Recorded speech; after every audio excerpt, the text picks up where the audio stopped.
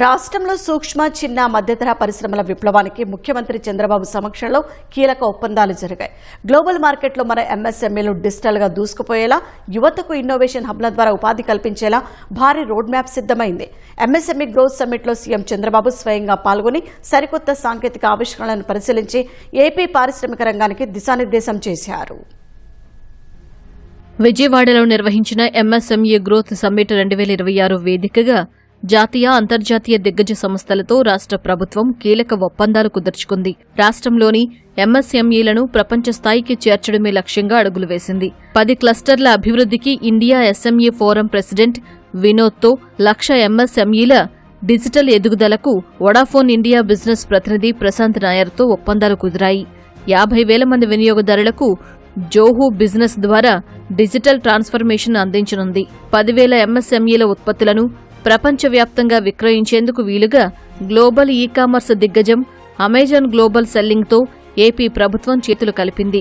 ఉద్యోగులకు సామాజిక భద్రత, స్థానిక ఉత్పత్తుల నాణ్యతను పెంచి ప్రపంచ మార్కెట్లో పోటీ పడేలా చేసేందుకు క్వాలిటీ కౌన్సిల్ ఆఫ్ ఇండియాతో zero effect, zero defect certification ఒప్పందం జరిగింది. ఎగుమతులకు అవసరమైన లాజిస్టిక్స్ సపోర్టు కోసం అడమెక్స్ ఇండియా మేనేజర్ పెర్సీతో డీల్ కుదిరింది. మెటాగ్రోత్ అకాడమీ డైరెక్టర్ నటాషాతోనూ ప్రభుత్వం ఎంఓయూ కుదుర్చుకుంది. పరిశ్రమల్లో పనిచేసే కార్మికుల భద్రత కోసం నేషనల్ పెన్షన్ స్కీమ్ అమలు చేసేలా పీఎఫ్ విభాగంతో నేషనల్ స్మాల్ ఇండస్ట్రీస్ కార్పొరేషన్తో అవగాహన ఒప్పందాలు జరిగాయి.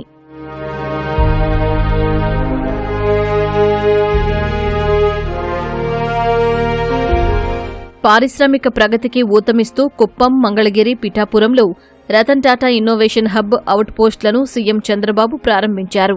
ఆర్టీఐ కియా భాగస్వామ్యంతో advanced prototyping and innovation సెంటర్కు శిలాఫలకం వేశారు. డీప్ టెక్ స్టార్టప్ల కోసం సిడ్బీ, ఆర్టీఐహెచ్ సంయుక్తంగా 20 కోట్ల రూపాయల సీడ్ ఫండ్ను ఏర్పాటు చేశాయి. వీటితో పాటు 50 కాలేజీల్లో డిజిటల్ ట్రాన్స్ఫర్మేషన్ సెంటర్ల ఏర్పాటుకు సిఐఐ, నీతి ఆయోగ్ ఒప్పందం చేసుకుంది. 1000 ఎంఎస్ఎంఈలలో విద్యుత్, వాటర్ ఆడిట్ కోసం ఈఈఎస్ఎల్ సంస్థ ముందుకు వచ్చింది. ఏపీ క్లస్టర్ డెవలప్మెంట్ ప్రోగ్రాం శిలాఫలకాన్ని సీఎం వర్చువల్గా ఆవిష్కరించారు. భారతీయ యువశక్తి ట్రస్ట్ ప్రతినిధి లక్ష్మీ వెంకట్రామన్తో కుదిరిన ఒప్పందంతో పాటు దివ్యాంగ యువతకు ఎంటర్‌ప్రెన్యూర్‌షిప్ శిక్షణ ఇచ్చేందుకు వేదిక సిద్ధమైంది. ఈ సమ్మిట్లో ఏర్పాటు చేసిన అత్యాధునిక సాంకేతిక స్టాళ్లను సీఎం చంద్రబాబు స్వయంగా పరిశీలించారు. చేతులు కోల్పోయిన వారి కోసం కేవలం ₹1,00,000 వ్యయంతో ఆర్టిఫిషియల్ హ్యాండ్ తయారు చేసే ప్రాజెక్టును ఆసక్తిగా తిలకించారు.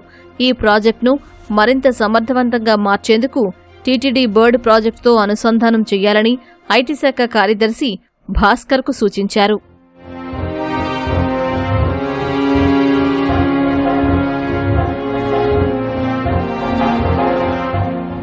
రక్షణ రంగానికి థర్మల్ ఇన్సులేషన్ లైనింగ్ సరఫరా చేస్తున్న విజయవాడ వీరపనేని గూడానికి చెందిన సంస్థను సీఎం అభినందించారు. హిందూపురం ఎంఎస్ఎంఈ పార్కు నుంచి ప్రముఖ ఆటోమొబైల్ దిగ్గజాలైన టీవీఎస్, హోండా కంపెనీలకు షాక్ అబ్జార్బర్లను సరఫరా చేస్తున్న సంస్థ ఉత్పత్తులను పరిశీలించారు. ఈ క్రమంలో పరిశ్రమల శాఖ కార్యదర్శి యువరాజ్కు సీఎం కీలక ఆదేశాలు జారీ చేశారు. ఆటోమొబైల్ రంగంలో విదేశాల నుంచి దిగుమతి చేసుకునే విడిభాగాల జాబితాను తయారు చేసి వాటికి ప్రత్యామ్నాయంగా మన రాష్ట్రంలోనే స్వదేశీ విడిభాగాల తయారీకి ప్రణాళికలు సిద్ధం చేయాలన్నారు.